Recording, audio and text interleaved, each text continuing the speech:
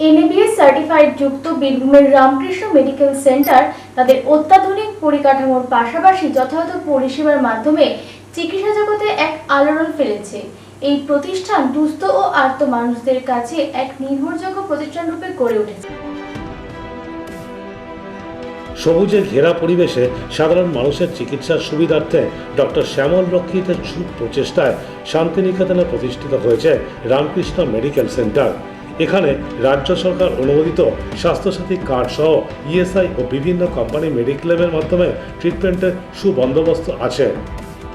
আমার বাঁ পাশে বসে আছে আমার বড় বৌমা ডক্টর দেবারতী চৌধুরী রক্ষিত, ও ডেন্টাল সার্জন এবং আমাদের ডেপুটি ডিরেক্টর।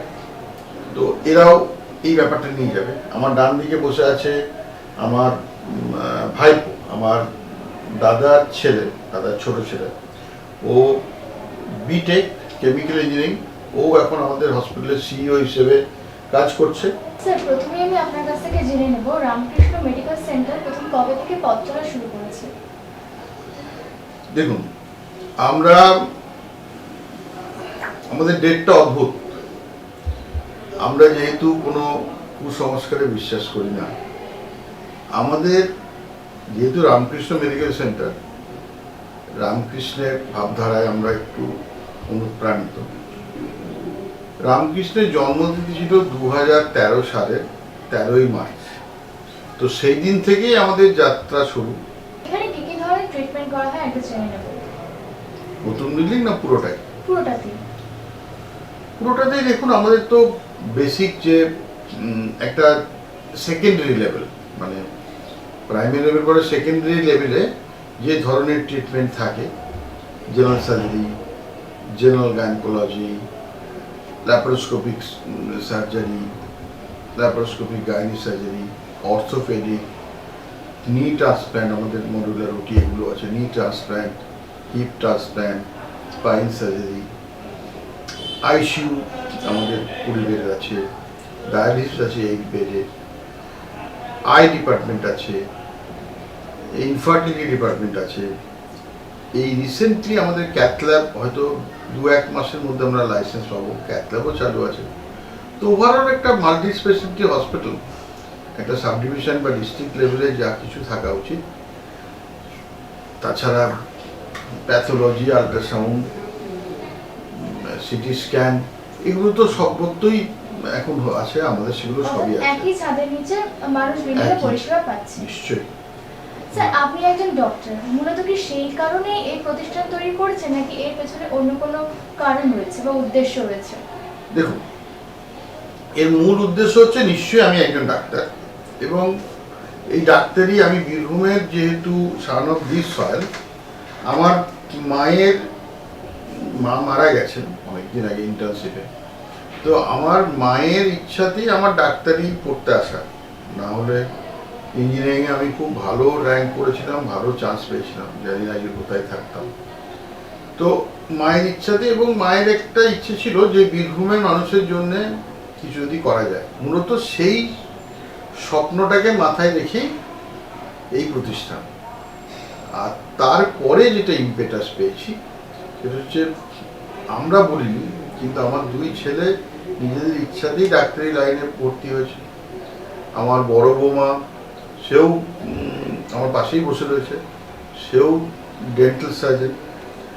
আমার আমার ভাইপো, কিন্তু ও ইঞ্জিনিয়ার, ওকেও আমরা এর মধ্যে নিয়ে এসেছি। কিন্তু এইগুলো একটা ফ্যাক্টর যে 2 ছেলে, একটা বৌমা, এরাও ডাক্তার, এরাও আগামী দিনে এই পরিষেবাটাকে চালু রাখবে, এই আশা নিয়ে আমরা এটা চালু করেছি। যেহেতু সাধারণ মানুষের অভাব পূরণের জন্য আপনি এই প্রতিষ্ঠান তৈরি করেছেন, তো তাদের কাছে কতটা সাড়া পাচ্ছেন? দেখুন, সারা তো আমরা ভাবা যায় না, মানে আমরা যে ভেবে করেছিলাম, প্রথমে ভেবেছিলাম 20 বেডের হসপিটাল করবো, তারপরে সেইটা প্ল্যানিং হতে মনে হলো 40 বেড করবো।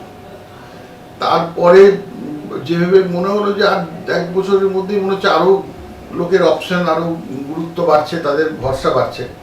এবং শুরুতে আমরা 60 বেড দিয়ে শুরু করেছিলাম।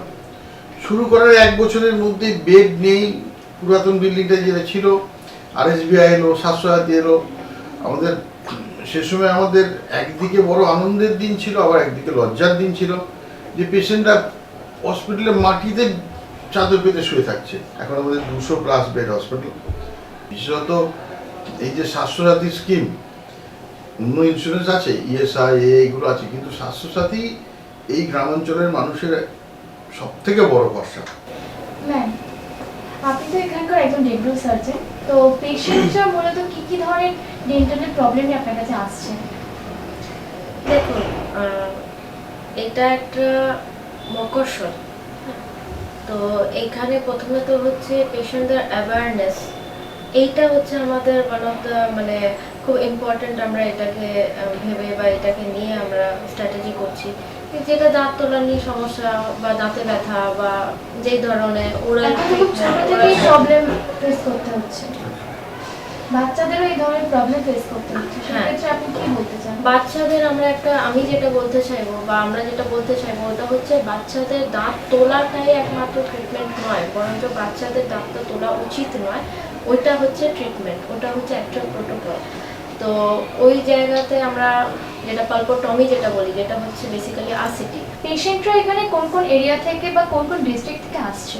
আমাদের এখানে পেশেন্ট বেসিক্যালি বীরভূম ডিস্ট্রিক্টের বিভিন্ন গ্রাম থেকে, এছাড়াও বর্ধমান ডিস্ট্রিক্ট থেকে, এছাড়াও মুর্শিদাবাদ, বাইরের ঝাড়খণ্ড থেকে, বিহার থেকে, বিভিন্ন জায়গা থেকে পেশেন্টরা এখানে আসছে।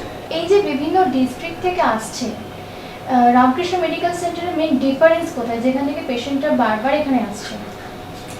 দেখুন, রামকৃষ্ণ মেডিকেল সেন্টারের আমাদের যেটা মেন মোটো, যেটা স্যার আমাদেরকে শিখিয়েছেন, সেটা হলো আমরা পেশেন্ট সেন্ট্রিক।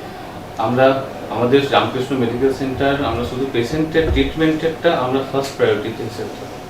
তার জন্য প্রায় আমাদের এই হসপিটালের মিনিমাম 50 কিলোমিটার রেডিয়াস থেকে ম্যাক্সিমাম পেশেন্টরাই আসেন এবং এখানে পেশেন্টরা তাদের ট্রিটমেন্ট করান। তাদের ট্রিটমেন্টে তারা যথেষ্ট স্যাটিসফাই হয়ে এখান থেকে তাদের বাড়ি যান। আপনার ট্রিটমেন্টের পাশাপাশি পেশেন্টদের ফুডিংয়ের ক্ষেত্রে কি কি ধরনের পরিষেবা দিচ্ছেন? ফুডিংয়ে আমাদের 3-4 রকমের আমাদের খাবার দেওয়া হয়, মানে 3-4 ক্যাটাগরির খাবার আমরা প্রোভাইড করে থাকি। ফার্স্ট হচ্ছে আমরা আইসিইউ পেশেন্টের জন্য আমাদের নিজেদের অর্গ্যানিক ফার্ম আছে, ওই ফার্ম থেকে আমাদের অর্গ্যানিক একদম ভেজিটেবল যায়, আর যেটাতে আমরা অর্গ্যানিক ভেজিটেবল প্রোভাইড করি বা অর্গ্যানিক খাবার আমরা প্রোভাইড করি। স্পেসিফিক্যালি আইসিইউ পেশেন্টদের প্রথম তো হচ্ছে ওরাই আমাদের প্রায়োরিটি, তারপরে যদি আমাদের মানে সাফিসিয়েন্ট যদি থাকে তখন আমরা ওইটা সবাইকে, গোটা হসপিটালকে আমরা ওইটা প্রোভাইড করার চেষ্টাতে থাকি। এখন হচ্ছে আমাদের ওকরা যেটা বলে লেডি ফিঙ্গার, ওইটাতে এখন আমাদের হিউজ প্রোডাকশন। তারপর আমাদের ব্যানানা, যেটা আমরা সকালবেলায় ইয়েতে ব্রেকফাস্টে দিই, ওটা আমাদের অর্গ্যানিক ফার্মের অর্গ্যানিক একদম ব্যানানা আমরা প্রোভাইড করি। প্লাস আমাদের নিজেদের ফার্ম হাউসে হ্যান্স আছে, মানে চিকেনস আছে অ্যান্ড ডাকস আছে, তো ওনাদের যে এগগুলো যেটা আছে ওটাও আমরা প্রোভাইড করে থাকি। তো তারপর শাক, যেটা একদম মানে আমাদের পশ্চিমবঙ্গে যেটা মানে কম্পালসারি ফুড আইটেম, ওইটা কিন্তু আমরা একদম নিজেদের অর্গ্যানিক ফার্ম থেকে প্রোভাইড করি, যেখানে আমরা কোনো রকম ইনসেকটিসাইড পেস্টিসাইড কিছুই ইউজ করি না। সবশেষে আমি আপনার কাছ থেকে জানতে চাইবো, ইন ফিউচারে রামকৃষ্ণ মেডিকেল সেন্টারকে নিয়ে আপনাদের আর কি কি নতুন পরিকল্পনা রয়েছে? দেখুন, আমাদের এই পরিকল্পনার কিন্তু অন্যান্য যে কর্পোরেট হসপিটাল বা কর্পোরেট অর্গানাইজেশন যে ধরনের পরিকল্পনা করে, আমাদের এই পরিকল্পনাটা একদমই আলাদা। আমাদের পরিকল্পনা যেন আমরা মানুষের কাছে আরও গ্রহণযোগ্য হই, আমরা যেন মানুষের আরও বেশি ভরসার জায়গাটা পেতে পারি। মানুষের টাকা পয়সা না থাক, হয়তো স্বাস্থ্যসাথী বা ওই রকম কোনো একটা কার্ড নিয়েও যে সে যেন আস্থা ভরে এখানে আসতে পারে, তার জন্য মনে না হয় যে আমি এখানে এসে একটা ধনে প্রাণে মারা যাব, যেটা বহু মানুষের একটা হসপিটালে গেলেই ভয় থাকে। এটা একটা যেন শুধুমাত্র প্রফিট মেকিং বা ব্যবসায়িক প্রতিষ্ঠান না হয়ে এটা যেন একটা মানুষের পরিষেবা এবং মানুষকে যথাযথ চিকিৎসা প্রতিষ্ঠান হিসেবে একটা উদাহরণ হিসেবে থাকতে পারে। এখানে এক্সপিরিয়েন্স ডক্টরের মাধ্যমে ট্রিটমেন্টের পাশাপাশি modular OT, ICU, CT scan, dialysis ইউনিটও রয়েছে। অন্যদিকে এই হসপিটালে পেশেন্টদের সুস্বাস্থ্যের জন্য তাদের খাবার তালিকা থাকা মাছ, ডিমের পাশাপাশি অর্গানিক শাকসবজিও দেওয়া হয়ে থাকে। Indian prime time, Birbhum.